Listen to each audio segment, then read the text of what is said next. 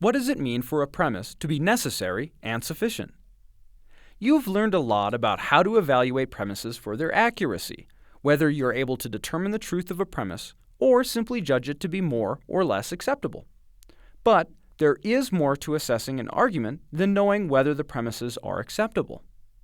So what if a friend told you, "The earth is round, therefore I'm going to ace my exam today"? Clearly, you know that his premise, "the earth is round," is true.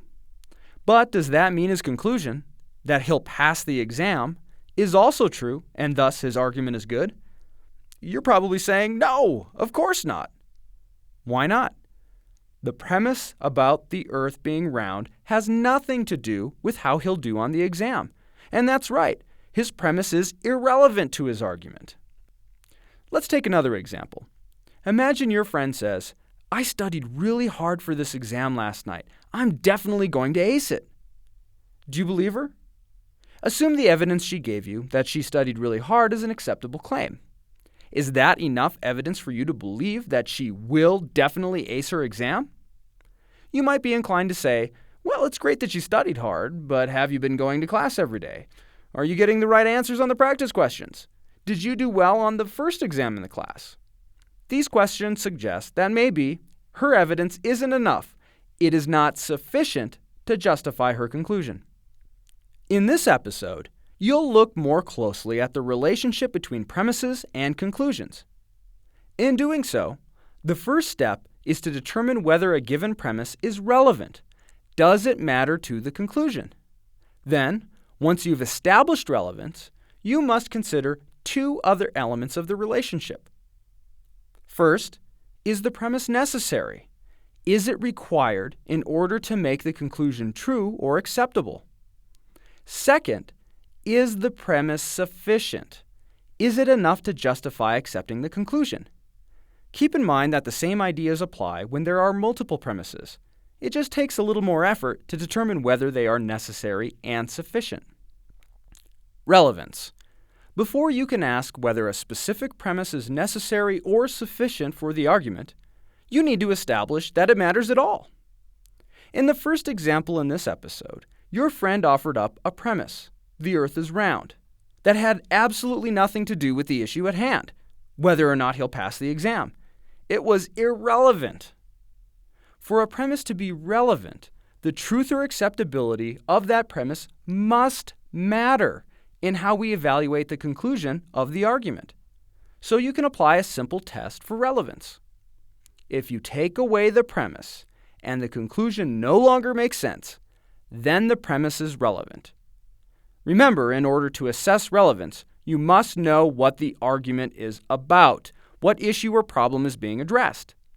Then, you need to know enough about the issue or problem to determine whether the premise is related. Necessary. Once you've decided that a premise is relevant, you need to figure out exactly how it fits into the argument. The premise and conclusion are related, but what exactly is the nature of that relationship?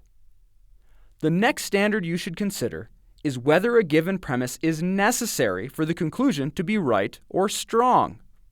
To determine whether a premise is necessary, ask yourself two questions. Does the premise have to be true or acceptable for the conclusion to also be true or acceptable? Or, if the premise is false, does that mean the conclusion is automatically false as well?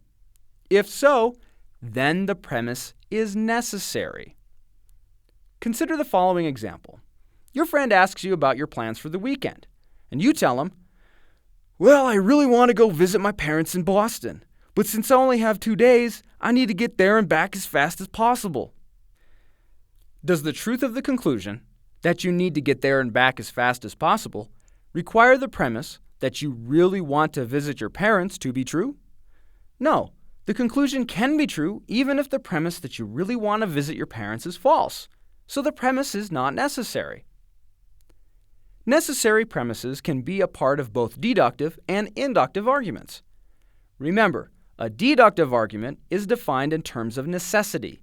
A deductive argument is one in which the conclusion necessarily follows from the premises. If the premises are true, then the conclusion must be true. However, necessary premises can also be a factor in inductive arguments. An inductive argument is one in which the conclusion goes beyond the premises. The premises serve, collectively, to make the conclusion more or less strong. Inductive arguments can be built on both facts and opinions to support the conclusion. In such cases, one or more of the facts may be necessary for the conclusion. Without that fact, the argument would fall on its face. But, unlike deductive arguments, the truth of that premise may not be enough to fully support the argument. For example, let's say that you've asked your professor if you can turn in a paper 1 week after the due date. Your conclusion is that you believe you should be allowed to do so. When your professor asks why, you tell him, "Well, my brother's getting married the weekend before the paper's due. Since I'll be spending the whole weekend at wedding events, I won't have time to work on the paper. I think it's only fair to allow me extra time to make up for what I'll miss." Now, one of these premises is a fact, that your brother's getting married. Your professor could look into it and determine whether this premise is true or not. If it's not true, then you really have no case. That fact is necessary for your conclusion. But even if it's true, the fact does not automatically lead to your conclusion.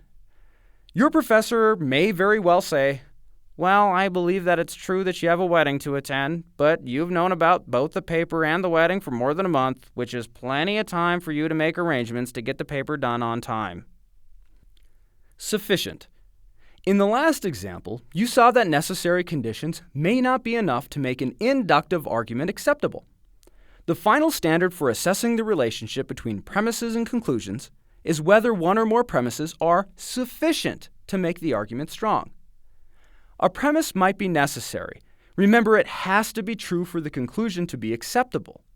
But that premise alone may not offer enough evidence to make the conclusion acceptable. In that case, the premise is not sufficient, or sometimes people will say the premise is not adequate. Inductive arguments are built on a foundation of multiple premises that serve to make the conclusion stronger or not. These types of arguments require you to pay careful attention to the standard of sufficiency. Has the author of an argument given you enough evidence to believe or accept his or her conclusion? As with many aspects of critical thinking, sufficiency is not all or nothing. You will not be able to identify with certainty what the right level of sufficiency is. It's not quantitatively measurable. Instead, you'll evaluate arguments to figure out if the premises are more or less sufficient. A lack of sufficiency does not necessarily doom the argument. If you determine that there isn't enough evidence to support a given conclusion, you might judge that argument to be weak. But you can also look for possible evidence you could add to the argument to strengthen it. Whereas necessary premises can make or break an argument, sufficiency is all about building the case, finding relevant premises that can add to the balance of evidence in support of a conclusion.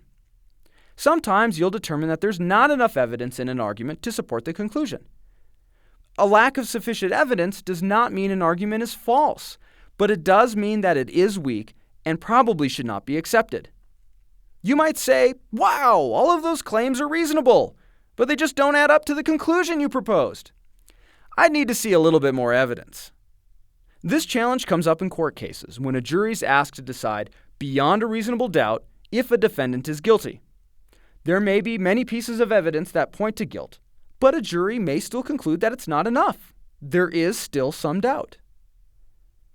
As you've learned, in addition to determining whether premises are true or acceptable, in order to fully analyze an argument, you must closely examine the relationship between premises and conclusions. In doing so, you're trying to find out, 1, is this premise relevant? That is, does it have a meaningful connection to the issue at hand? 2, is this premise necessary?